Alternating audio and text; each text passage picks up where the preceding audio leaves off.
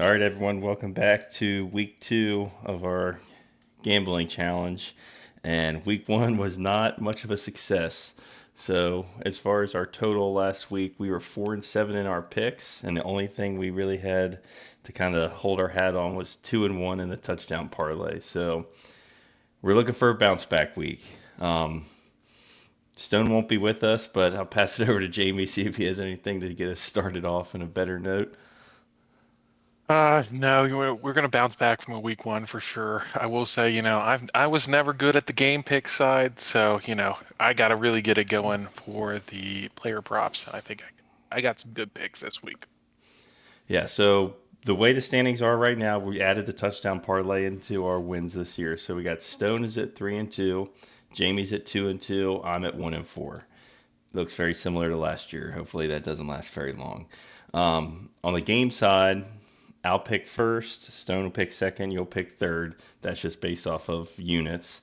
And then on the player side, we'll have Stone, Jamie, and then I pick last for that. So this will probably be a short episode for us since we didn't gain any extra picks last week. So let me. So um, I guess I'll start with the first pick. I'm gonna take the New York Jets at the Tennessee Titans -3.5. Yeah. So I watched the Tennessee play. They played a team that had no offense last week, the Bears. They still ended up losing. I think the Jets are in a really nice bounce back situation for Monday Night Football. You got 3 in the hook, which somewhat scares me, but um, you know, I'm going to lay that number and I'm going to take that at -110. All right. So I think it's then, a solid bet. yeah, that's the first one that stood out to me this week.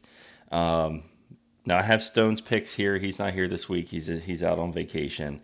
His first pick, and it seems like it's the team he's going to ride all year. He absolutely loves them. Just put that on record. He has the Chargers -5 at -108 this week. He had him. He didn't have him in our group last week, but he has him on a future, and he texted me the whole game. I would not be surprised to see a lot of Chargers pop up on his ticket for the kind of the rest of the season. Yeah, what are they? They're playing the Panthers, and the Panthers are just terrible. So Yeah, talk about teams to fade. They look good in the preseason. They came out week one. They suck. So -5 is a good lay for sure. hmm. So then Uh, that takes us over to you. there was a lot of game lines where I was questioning what Vegas was doing. Maybe it's a week one wacky type of deal, but 49ers -5 uh, versus the Vikings, and that was at -108.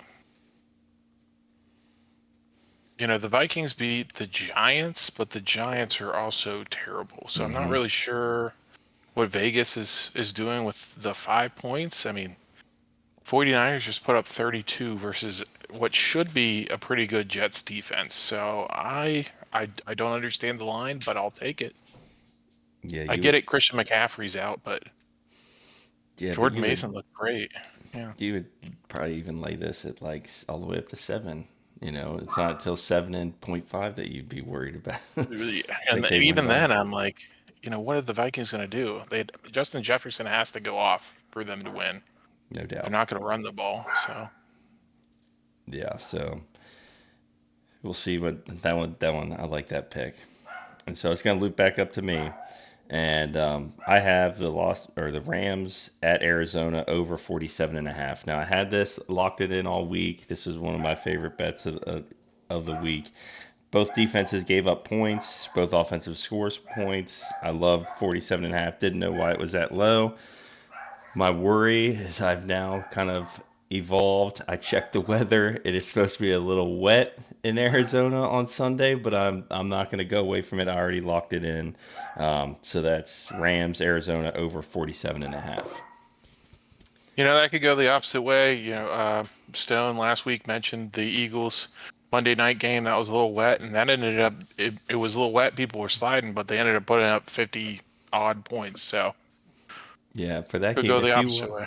If you watched the first two drives from each team on that game, you would have said the under was an absolute lock.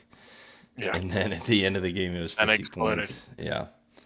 So Stone's second pick here.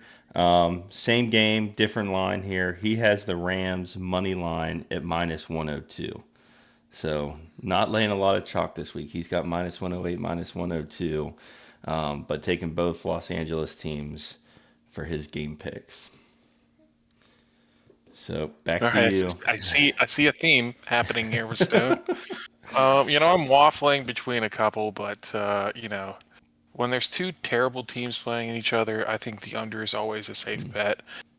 Giants Commander under 43.5 points. And I missed the odds on that. Hold on. While I'm looking for the odds, the Giants scored 6 last game versus the Vikings, and the Commanders put up 20, but I'm pretty sure 7 of that was in garbage time. So, that's 26. We're not even halfway to the 23 there. So, I think the under is a safe play here, and it was minus 112.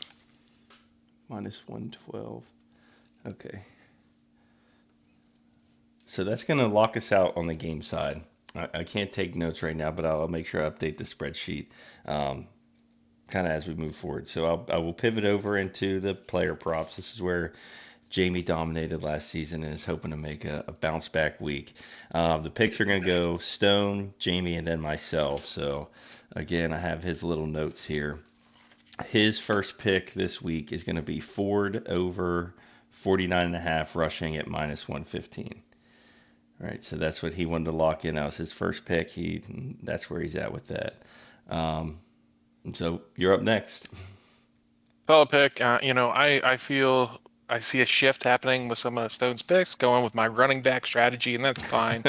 Um, last week, I don't know why I picked one quarterback and a running back. I should have just done double running back. So we're going to get back to it this week. I did not have Ford on my list, so good for Stone for looking at that one. My first pick is going to be Pacheco Hmm. over 65.5 rushing yards, and that's at minus 120. We talked about it last year about the Bengals and some rushing defenses that fade. Well, the Bengals just gave up 170 rushing yards to the Patriots last week. With, Patriots QB situation isn't exactly the best, so they had ample opportunity to load up on the box, and they still couldn't stop the run. And I think the Chiefs are going to control this game. They want to keep the Bengals on the sidelines for as much as possible, burn that clock. All right, and that was not a soundbite. That was a real baby doing real crying. um, I'm gonna take one. Every time I watch this guy play or watch him on the field, I just always want. I was like, why don't they throw him the ball every single play? Just throw this guy the ball every single play. And that is Garrett Wilson. It's a big number, but they're playing the Tennessee Titans. I think they really want to get him and Aaron Rodgers linked up here. It's 69 and a half receiving, and it's at minus 120 for Garrett Wilson. I think they had some they got in sync. The 49ers did play that game really well. They kept the ball out of the Jets' hands for it felt like a quarter and a half. Where they finished the second quarter on about 8 minutes, scored, got the ball back in the third quarter, took another 5 6 minutes, scored. There's just no rhythm. Um, there's no way the Titans are going to be able to do that, and I think that Garrett Wilson just rolls. The other line for him that I wanted, but it was way too chalky for this podcast, was over 5.5 receptions at minus 180. It's like, oh man, I can't walk in there with that. Yeah, They'll smoke that me. that is tough. But no, I mean, if you when you watch that game versus 49ers, I mean, every time you saw Garrett Wilson, he was open, Hmm. and that's versus a very good defense. And I don't think the Titans are that up to par. So seems like a good pick. Yep, and that's going to roll us back to Stone's last player prop, and hopefully, I'll say this just for it's hard to get from 2 to 3, but once you get into 3 and 4, you kind of get to hang out there for a little while because there's ways that you can keep your picks from there, especially when Yeah, you get to 4. Um, So hopefully one of us gets there. Now this is for um, back to the Commanders game. He's got Brian Robertson Jr. over 52 and a half rushing at minus 125. So he's full steam ahead on the running back train with Jamie this year. Uh, I don't. Unbelievable. I mean, it's a good strategy. It's solid, right? Hmm. Just like the NFL, it's a copycat league. This is a copycat podcast. It's okay. This is how you get the W's. I mean, I do love Brian Robinson though. I think he's very underrated. This goes for fantasy. It goes for betting. It goes just in terms of the NFL. It's a low one, but the game should be close. Should have plenty of opportunities for him to run the ball. Yeah, that number is a little high because if things go, Daniels rushed so much, and I know those were pass plays.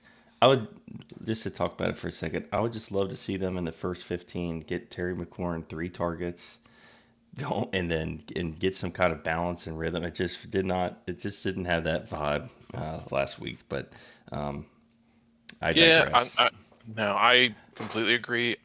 This I kind of think about this with Tyreek Hill last Thursday night too. Is you want to get your star players the ball, and sometimes I don't get with wide receivers. You can throw like a screen pass, those bubble routes just to get them the ball in space. It doesn't have to be 5, 10 yards downfield for them to get the ball. Um, but yeah, get your star players the ball. You can get it any number of ways. It doesn't have to be play action bomb. Yeah. Anyway, I'll pass it to you for your second pick. I went across the board with all the running backs. There's a lot of bad defenses in terms of rushing, but I think the one I'm going to cue in on is going to be Derrick Henry. Hmm. I'm going to take his over on 74.5 rushing yards, Hmm. and that's at minus 115. All right. That defense gave up 176 last week, 130 to J.K. Dobbins on 10 carries. So, I think they're going to blow him out, and they're just going to ride Derrick Henry. Yeah, I think Derrick Henry also is Great. in a great position for a bounce back game after having that Thursday night come out. Probably didn't go as according to plan. Got a touchdown. Didn't get touched the ball a lot in the second half. Um, Watching the Ravens, you got to remind yourself those are two of the best teams. They're going to play some much worse teams, and he is just going to roll right over top of them. So Exactly. yeah, And like I said last week, the Chiefs wanted to keep it out of the Ravens' hands as much as possible, and they did. They ran the ball a bunch, and that forced the hands for the Ravens to throw it, and that's why Likely had 120 receiving yards. yeah, and not something we have to talk about on this podcast, maybe for another podcast, but Mark Andrews did not. He looked slow. He likely looked like he was the actual guy, and Mark Andrews didn't. I know the numbers were backwards on that as far as the books had him. So if you had that, likely you were stacking Uh, cash last week. Absolutely. I will say he was like after they showed some film I saw on Twitter that Mark Andrews was double teamed and even triple teamed on a Mm, lot of his routes. They were trying to take him away. That said, the eyeball test showed he looked like a step slow. He didn't yeah, look normal Mark Andrews, and he's still recovering from a car crash. I mean that's tough. So yeah. So I'm my last pick for the player side, and I'm gonna go back to the well. And this is not a number I like, but an opportunity I like for a player that I tried to ride with last week. This came in late that T Higgins wasn't gonna play, and so I jumped on this guy, and he had 6 targets. I'm never gonna say his last name. Isavias, I'm thinking is how you say that.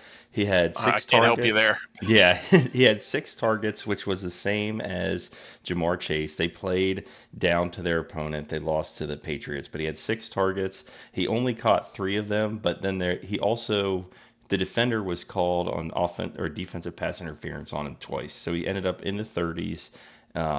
or the high 20s, low 30s for receiving yards, and he would have had more had there not been two penalties against him. The Bengals play the Chiefs this week. I think that if they play the way they did, it's not going to go. The Chiefs are going to have a huge lead, and they're going to go straight to pass only offense. So I'm taking Isavias, if that's how you say it, over 39.5 receiving yards, and that's at minus 115.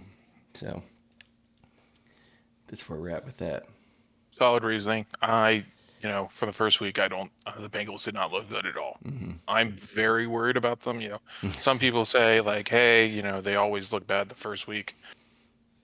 That was, last year Joe Burrow was still recovering from an injury. I think Yep. the year before that, the same way, or he might have been out week one the year before that. So they had their full complement pretty much, except for T Higgins, and they did not look good. You think Joe Burrow is okay on his wrist? There's a lot of speculation, some weird He was flicking videos. it. Yeah. Yeah, I don't know. I didn't see anything like when he actually threw the ball that it looked wonky. So we'll see. Yeah.